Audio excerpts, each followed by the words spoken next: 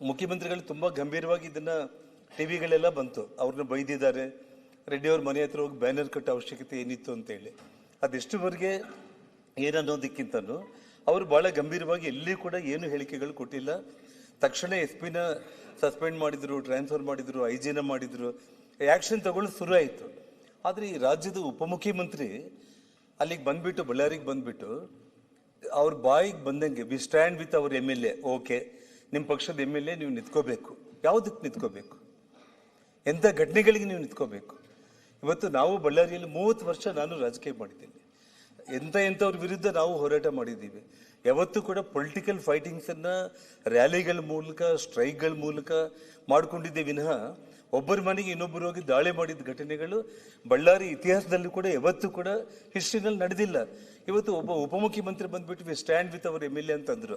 Okay, ಅದಕ್ಕೂ ನಾವೇನು ಯೋಚನೆ ಮಾಡಿ. ಸಭಾಧ್ಯಕ್ಷರೇ, ಆಮೇಲೆ ರಂಗನಾಥ್ ಅವರೇ, ನಾನು ಮಾತಾಡಿದ ಮೇಲೆ ನೀವು 1 ಅವರ್ ಮಾತಾಡಿ.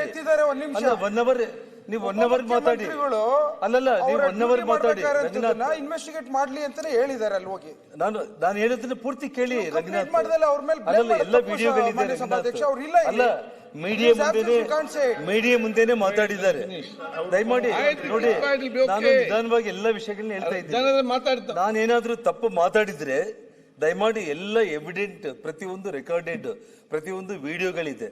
ಈ ರಾಜ್ಯದ ಒಬ್ಬ ಉಪಮುಖ್ಯಮಂತ್ರಿ ಸಂವಿಧಾನದ ಬಗ್ಗೆ ನೀವು ಮಾತಾಡುವಂತ ಒಬ್ಬ ವ್ಯಕ್ತಿ ಅಲ್ಲಿ ಬಂದು ನೀನೇನ್ ಮಾತಾಡ್ತಾ ಇದೀಯ? ನಾನು ರಾಜ್ಯದ ಮುಖ್ಯಮಂತ್ರಿಗಳಿಗೆ ಆ ಗಲಾಟೆ ಆದ ತಕ್ಷಣ, ಮುಖ್ಯಮಂತ್ರಿಗಳೇ 1 ಅವರಲ್ಲೇ ನಾನು ನಿಮಗೊಂದು ಲೆಟರ್ ಬರೆದೆ, ಕೇಂದ್ರ ಗೃಹ ಮಂತ್ರಿಗಳಿಗೂ ಲೆಟರ್ ಬರೆದೆ, ಗವರ್ನರ್ಗೂ ಲೆಟರ್ ಬರೆದೆ, ಸೆಕ್ಯೂರಿಟಿ ಪ್ರೊವೈಡ್ ಮಾಡಿ, ಇನ್ನ ಹೆಚ್ಚಿನ ಸೆಕ್ಯೂರಿಟಿ ಅಂತ ಹೇಳಿ. ನಾನೇನು ಮಾಡಿಲ್ಲ. ಮಾಧ್ಯಮದವರು ರಾಜ್ಯದ ಮುಖ್ಯಮಂತ್ರಿಗಳನ್ನ ಸೆಕ್ಯೂರಿಟಿ ಕೇಳಿದ್ದಾರೆ.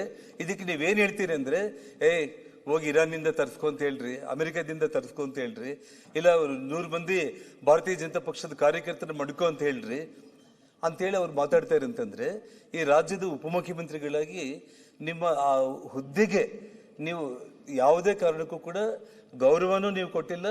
ಆ ಹುದ್ದೆಯಲ್ಲಿ ಕುತ್ಕೊಳ್ಳೋದಕ್ಕೆ ನೀವು ಯೋಗ್ಯರೋ ಅಲ್ಲೋ ಅನ್ನೋದನ್ನ ನಿಮ್ಮ ಪಕ್ಷ ತೀರ್ಮಾನ ಮಾಡಲಿ, ಅದು ನಮ್ಗೆ ಸಂಬಂಧ ಇಲ್ಲ. ಆದ್ರೆ ಇಡೀ ರಾಜ್ಯದ ಜನರು ಅದನ್ನ ನೋಡಿದ್ದಾರೆ. ಅಧ್ಯಕ್ಷರೇ, ಇದನ್ನ ಮುಂದೆ ಬರೆದು ಇದು ಬೆಂಗಳೂರಲ್ಲಿ ಮಾತಾಡಿದ್ರು. ನೆಕ್ಸ್ಟ್ ಡೇ ಬಳ್ಳಾರಿಗೆ ಬಂದು ಆ ಕಾರ್ಯಕರ್ತರ ಮನೆಗೆ ಹೋದ್ರು, 25 ಲಕ್ಷ ಕ್ಯಾಶ್ ಕೊಟ್ಟರು ಅವರಿಗೆ, ಸಂತೋಷ. ಅಲ್ಲಿಂದ ಬಂದು ಇಮಿಡಿಯೇಟ್ ಆಗಿ ಒಂದು ಪ್ರೆಸ್ ಕಾನ್ಫರೆನ್ಸ್ ಮಾಡಿದ್ರು. ಆ ಪ್ರೆಸ್ ಕಾನ್ಫರೆನ್ಸ್ ಅಲ್ಲಿ ಏನ್ರಿ, ಜನಾರ್ದನ್ ರೆಡ್ಡಿ ಅವರಿಗೆ ಗುಂಡು ಇಲ್ಲಿ ಬಿದ್ದಿದ್ದೇನಾ, ಇಲ್ಲೇನು ಹೊಟ್ಟೆ ಒಳಗಡೆ ಹೋಗಿದ್ದೇನಾ ಅಂತಂದ್ರು. ಪತ್ರಕರ್ತರ ಉಪಮುಖ್ಯಮಂತ್ರಿಗಳು ಮುಖದ ಮೇಲೇನೆ ಕೇಳಿದ್ರು, ಇಲ್ಲಿ ಬಿದ್ದಿದ್ರೆ ಜನಾರ್ದನ್ ರೆಡ್ಡಿ ಎಲ್ಲಿ ಬದುಕ್ತಾ ಇದ್ದೆ, ಹೆಂಗ್ ಮಾತಾಡ್ಲಿಕ್ಕೆ ಆಗುತ್ತೆ ಅಂದ ತಕ್ಷಣ ಅಲ್ಲಿಂದ ಪ್ರೆಸ್ ಕಾನ್ಫರೆನ್ಸ್ ಹೆಚ್ಚು ಕಡಿಮೆ ಆಗ್ಬಿಟ್ಟು ಅಲ್ಲಿಂದ ವಾಪಸ್ ಬಂದ್ರು. ಅಂದ್ರೆ ಏನ್ ವಿಷಯ ಏನಾಗ್ತಾ ಇದೆ ಅಂತಂದ್ರೆ, ನಾನು ಹೇಳ್ತಾ ಇರುವಂತದ್ದು, ಇಷ್ಟು ಘಟನೆ ಆದ್ಮೇಲೆ ಈ ಘಟನೆಗೆ ಕಾರಣ ಆಗಿರುವಂತ ಒಬ್ಬ ಶಾಸಕ ಆಗಿರ್ಬೋದು, ಒಬ್ಬ DSP ಆಗಿರ್ಬೋದು, ಒಬ್ಬ ASP ಆಗಿರ್ಬೋದು. ನೋಡಿ, 27ನೇ ತಾರೀಕು ನಿನ್ನೆ ಇಲ್ಲ ಮೊನ್ನೆ ಒಬ್ಬ IPS ಆಫೀಸರ್ನ ಸಿಟಿ DSP ಆಗಿ ಯಾರು ಯಶ್ಕುಮಾರ್ ಶರ್ಮಾ ಅಂತ ಹೇಳಿ ಯಾರನ್ನು ಪೋಸ್ಟ್ ಮಾಡಿದ್ದಾರೆ. ನನಗೆ ಚೀಫ್ ಮಿನಿಸ್ಟರ್ ಮೇಲೆ ಒಂದು ಎಷ್ಟು ಖುಷಿ ಆಯಿತು ಅಂತಂದ್ರೆ, ಹೋರಾಟ ನೀವು CBIಗೆ ಕೊಡ್ತೀರಾ ಇಲ್ಲ, ಸಿಟ್ಟಿಂಗ್ ಹೈಕೋರ್ಟ್ ಜಡ್ಜ್ ಮೂಲಕ ಎಂಕ್ವೈರಿ ಮಾಡ್ತೀರಾ ಇಲ್ಲ ಅನ್ನೋದು, ಅದು ನೀವು ಏನ್ ಮಾಡ್ತೀರಾ ಅನ್ನೋದು ನೋಡೋಣ.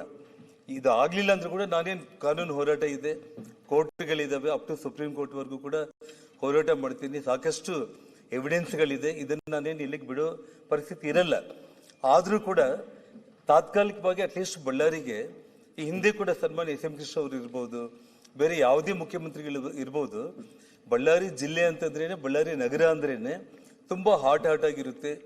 ಒಂದು ಆಂಧ್ರದ ವಾತಾವರಣ ಅನ್ನುವಂಥ ಪದಗಳು ಪದೇ ಮಾಧ್ಯಮಗಳಲ್ಲಿ ಬರ್ತಾ ಇರುತ್ತೆ.